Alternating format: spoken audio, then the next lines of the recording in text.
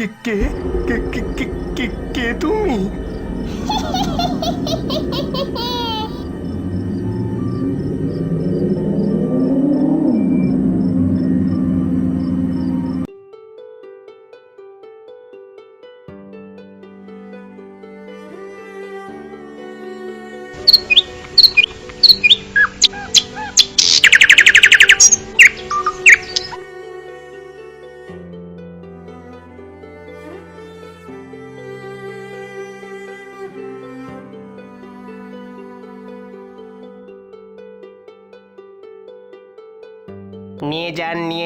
নিয়ে যান বাবু, একেবারে দিশি টাটকা রুই আছে, আর মাত্র একটাই পড়ে আছে।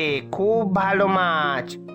বটে, তা কত করে দিচ্ছ তোমার এই দিশি টাটকা রুই? একদম বাবু, একদম 180 করে, একেবারে সকালে টাটকা ধরা মাছ। ঠিক আছে ঠিক আছে, তবে 80 নয়, ওই 70 করে নিও।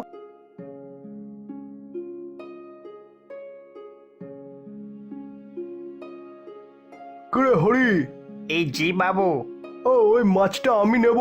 তুই জানিস বাজারে সেরা মাছটা সবসময় আমিই নিই। আচ্ছা বাবু, ঠিক আছে। এই ঠিক আছে মানে?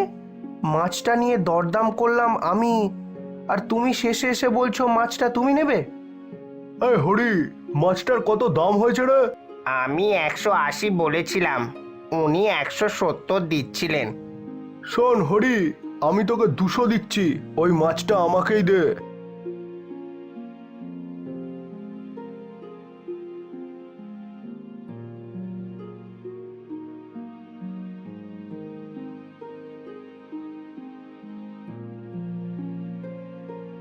এই বেটা হরি, এটা কিরকম হলো? কিরকম আবার হলো? পয়সা ফেঁকো, তামাশা দেখো। হ্যাঁ, ঠিক আছে, এটা তোলা রইলো, এর হিসাব আমি তোর থেকে পরে নেব। এক মাথা রাগ নিয়ে নন্দ বাজার থেকে কাঁচা সবজি নিয়ে বাড়ি ফিরে যাচ্ছে। ঠিক আছে, আমিও দেখে নেব। আমার হাতের মাছ কেড়ে নেওয়া, এক মাগে শীত যায় না। হ্যাঁ, দিন আমারও আসবে, তবে মাছ নিয়ে যায়নি দেখলে আমার বউ বাড়ি মাথায় করবে। যা রণচণ্ডী বউ আমার, বাজার থেকে তো কাঁচা সবজি নিয়েছি। যাই বাড়ি গিয়ে দেখি আমার কপালে আজ কি নাচছে।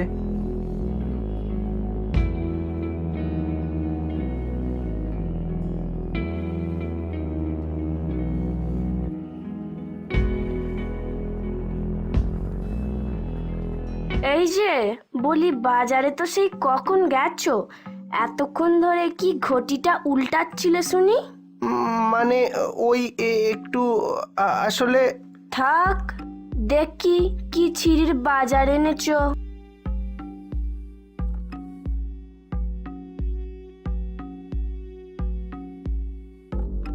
সজনের ডাঁটা। কেন, বেশ মোটা মোটা। মুড়ো ঝ্যাঁটা। ফুলকপি। সতেজ, বেশ তাজা। পোকায় খাওয়া হাজা। বলি, এই এই মিনসে, তোমার মাছ কোথায় গেল? শোনো না লক্ষ্মীটি, আমি মাছ কিনতে গিয়েছিলাম, কিন্তু আমি তোমার আর একটা কথাও শুনবো না। সেই বিয়ের পর থেকে আমার হাড় মাস সব জ্বালিয়ে এক করে দিল। শোনো গিন্নি, আমি সত্যি মাছ আনতে গিয়েছিলাম, আসলে। নন্দর বউ তার কোনো কথাই না শুনে বাজার করার ব্যাগ হাতে করে ঘরের ভিতরে চলে গেল, আর নন্দ সেখানেই মন খারাপ করে দাঁড়িয়ে রইল। তুমি তো আমার কোনো কথাই শুনলে না।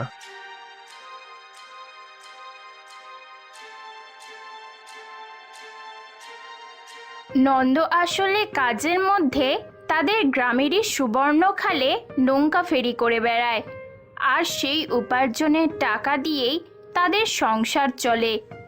সারা বছর এই খালের মধ্যে জল থাকে না, নদীতে জল বাড়লেই এই সুবর্ণখাল পরিপূর্ণ হয়ে ওঠে, আর পাশাপাশি গ্রামের মানুষ খুব সহজেই খাল পারাপার করে এক গ্রাম থেকে অন্য গ্রামে পৌঁছে যেতে পারে।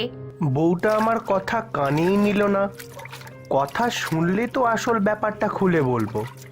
রাগে গজগজ করতে করতে চলে গেল। আর যদি বাজার থেকে মাছটা নিয়ে আসতাম তাহলে কোনো ঝামেলাই হতো না। সব ঝামেলার গোড়া হলো ওই বনমালীটা। আচ্ছা, ওর মতো কি আমার অনেক টাকা আছে যে বেশি দাম দিয়ে মাছ কিনবো?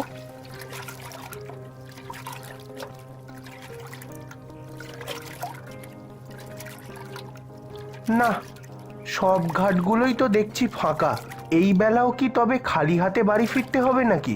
ওরে বাবারে, সকালবেলায় মাছ না নিয়ে যাওয়ার জন্য বউ তেতে আগুন হয়েছিল। আবার এখন যদি খালি হাতে ফিরি তাহলে সেই আগুনে হয়তো আমাকে জ্বালিয়েই দেবে।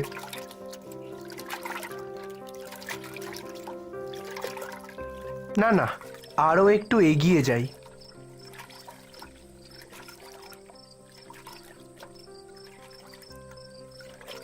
ওই তো সামনে একটা ঘাট আছে না? এই ঘাটে তো এর আগে কোনোদিন খেয়া নিয়ে আসিনি। তবে যাই, ওই ঘাটেই আজ খেয়া নিয়ে অপেক্ষা করি।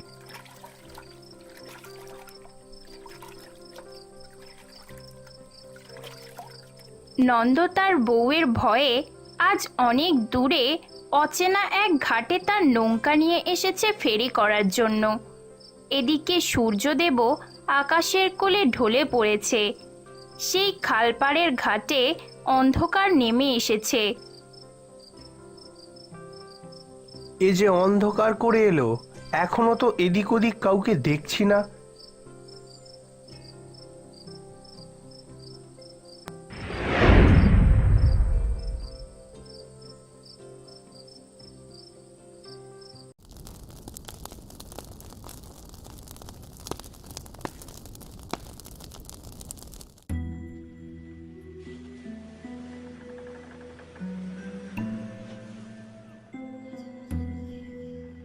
আমার রান্না তো প্রায় শেষ হয়েই এলো, কিন্তু সেই মানুষটা এখনো বাড়ি ফিরলো না। সকালে না হয় মাছ না নিয়ে আসার জন্য আমার একটু অভিমান হয়েছিল। রোজ কি আর শুধু ভাত খাওয়া যায়? সেই যে কোন সকালবেলা মানুষটা বেরিয়ে গেল, এখনো তার ফেরার সময় হলো না। মানুষটার আবার কোনো বিপদ আপদ হলো না তো?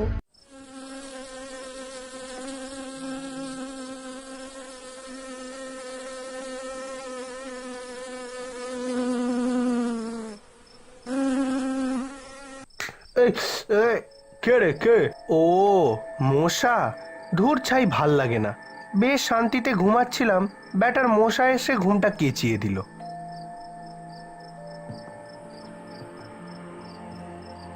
এ কি, একজন ওইখানে দাঁড়িয়ে আছে না? এই যে আমি ওই নৌকার মাঝি। ওই পারে যাবেন নাকি? হ্যাঁ, যাব তো। তুমি নিয়ে যাবে আমাকে ওই পারে? কেন নিয়ে যাব না, আমার তো ওইটাই কাজ। তবে 20 টাকা লাগবে কিন্তু। ঠিক আছে, তবে আমার একটা পুটলি আছে, আমি ওটা আমার ওই কুঁড়ে ঘর থেকে নিয়ে আসি।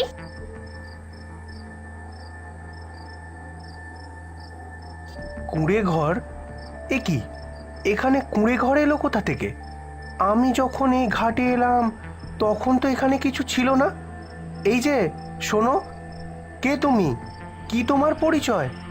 আর তুমি একা সন্ধ্যের পর এই খালপাড়ের বাঁশতলায় কি করছো? আমি তো এখানেই থাকি। এই খালপাড়ের বাঁশতলা আমার খুব ভালো লাগে। আমি তো মরার পর থেকে এই খালপাড়েই ঘুরে বেড়াই। মরার পর? মানে? হ্যাঁ রে, মরার পরই তো। এই ঘাটে কেউ আসে না, তবে আজ দেখি একটা নৌকা পাড়ে দাঁড়িয়ে। তাই তো তোর ঘাড়ে চেপে ওই পাড়ে যাওয়ার স্বাদ হলো। কে কে কে কে কে কে কে কে তুমি? কি রে, চল এবার, আমাকে ওই পাড়ে নিয়ে যাবি না? ভূত ভূত ভূত। আয় আয় আমার কাছে, আজ তোর ঘাড়ে চেপে আমি খালের ওই পাড়ে যাব। নন্দ কোনো প্রকারে সেদিন ওই খালপাড়ের বাঁশতলা থেকে নিজের নৌকা নিয়ে পালিয়ে এসেছিল। আর তার সাথে ঘটে যাওয়া ঘটনা সে তার বউকে কিচ্ছু বলেনি। নন্দর সাথে ওই ঘটনাটি ঘটার পর থেকে সে দিনের আলো ছাড়া কখনোই আর নৌকা নিয়ে খালে নামতো না।